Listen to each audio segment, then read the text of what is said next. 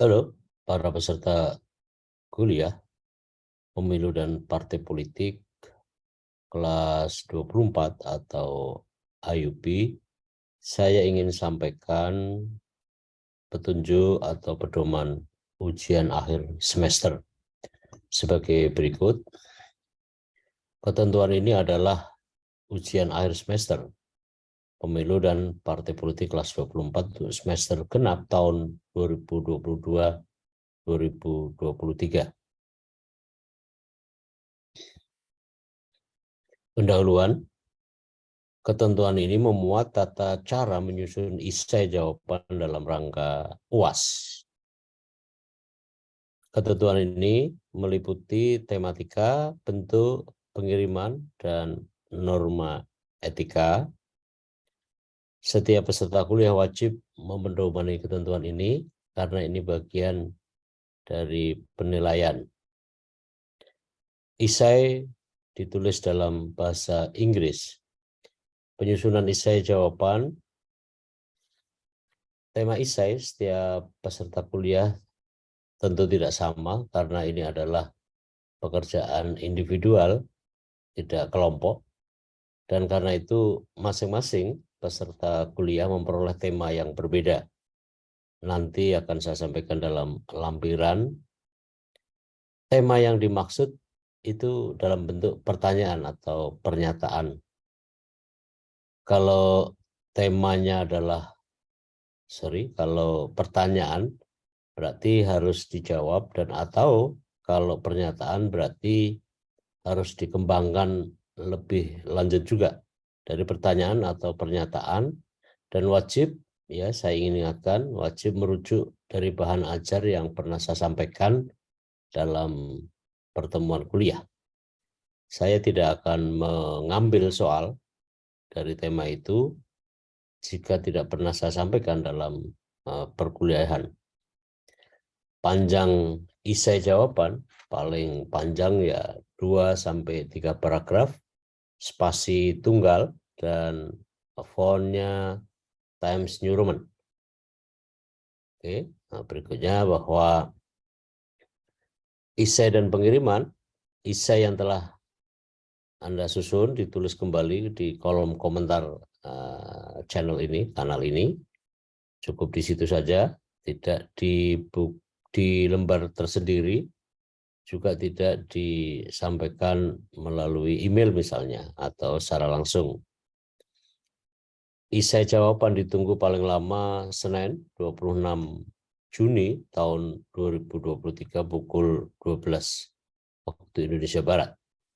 Cukup lama untuk Anda bisa mengerjakan ini, karena saya berpikiran saudara-saudara menempuh mata kuliah tidak hanya satu. Saya hanya ingin meringankan beban dari kemungkinan sibuknya kalian punya tugas. Dan jangan lupa pada sudut kiri atas tiap jawaban esai, cantumkan nama Anda dan kelas tentu saja untuk membedakan dengan nama dan kelas yang lainnya. Setiap esai yang dikirim harus memenuhi tenggat waktu paling lama 26 Juni itu. Jika molor akan dikurangi poin penilaiannya.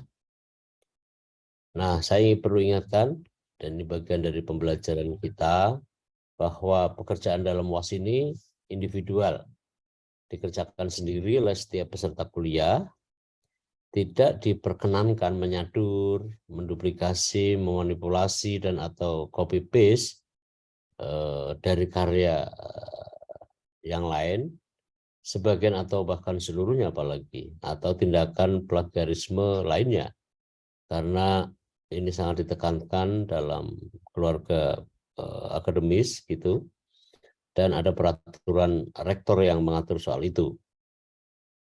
Ini adalah soal integritas gitu. Lalu jika ketentuan ini dilanggar, dosen saya akan tidak segan-segan untuk membatalkan pekerjaan yang saudara kirim. Nah, barcode presensi dari SSO akan saya kirim ke setiap peserta kuliah melalui grup peserta kuliah saat dimulai atau dibukanya jadwal UAS. Sebagaimana biasanya tentu saja saya akan kirim beberapa saat setelah dibuka barcode-nya, dan nanti lewat Kormat ya saya akan sampaikan. Nah, setiap peserta kuliah tidak hadir di ruangan ujian jika hanya untuk mengisi presensi manual. Pada hari H pelaksanaan ujian, Anda tidak harus datang ke kampus lalu cari ruangan untuk mengisi presensi manual ya. Tetapi dikerjakan di rumah sekarang juga sebelum batas waktu itu sangat dimungkinkan. Kormat ya mengordinasi kesulitan tiap peserta jika ada, misalnya seringkali kendala presensi, lalu ada hal-hal yang perlu ditanyakan secara teknis gitu. Kendati pun sebenarnya seluruh materi yang ada ini adalah bagian yang pernah saya sampaikan dalam forum-forum perkuliahan. Nah, saudara-saudara, saya ingin juga ingatkan ada pesan saya yang penting bahwa saya ingin sampaikan juga terkait dengan tugas memberi komentar di kanal ini, sebagaimana maklumat yang pernah saya sampaikan tempo hari harus diselesaikan beberapa saat sebelum tibanya waktu UAS. Karena juga harus diketahui bahwa itu adalah bagian dari komponen penilaian. Artinya, jika Anda merasa bahwa belum mengisi komen-komen itu, segeralah lakukan. Supaya Anda punya hak untuk dinilai ya secara memuaskan, dan jika itu dilewatkan ya ada konsekuensinya. Sedangkan penutup ya, saya rasa bahwa inilah petunjuk penyusunan esai dalam rangka UAS ini disampaikan. Saya berharap saudara memenuhinya, menyesuaikan dengan ketentuan ini. Nah, berikutnya adalah lampiran. Lampiran ini memuat 3 peserta kuliah, Saudara Muhammad Riza Noval Putra, Valencia Atasha Yulianto, lalu Muhammad Islam Al-Ghifari, dan akhirnya adalah Hasan Ahmad Lazwarti. Anda lihat di kolom tema, Muhammad Riza memperoleh tema sebagaimana yang terlihat tentang species of government, pendapat dari Aristotle yang membagi ada pemerintahan dalam arti baik dan sebaliknya. Lalu Valen terdapat kriteria dari model demokrasi elektoral sebagaimana pendapat Strap. Nah, tugas Valen adalah menerangkan soal itu, menguraikannya dalam kanal komentar. Kolom komentar dalam kanal yang ada ini. Lalu Muhammad Ghifari, dalam pemahaman saudara, apa yang disebut pemilu, tipe-tipe pemilu yang digunakan secara umum, dan dalam pemahaman saudara harus menguraikan soal itu. Dan akhirnya adalah Hasan, ada 4 rumpun sistem pemilu.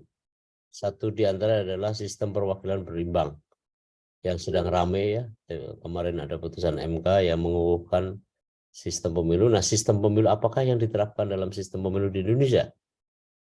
Cukup singkat, cukup mudah, cukup bisa dipahami. Tetapi kalau tidak dikerjakan ya sama aja ya. Nah, silakan Anda siapkan segala sesuatunya. Mudah-mudahan sukses buat saudara. Saya berusaha untuk tidak menambah beban kerja mahasiswa yang musim UAS ini maupun kegiatan lain. Oke, saya rasa itu sangat singkat dan sederhana. Terima kasih. Sukses buat kalian.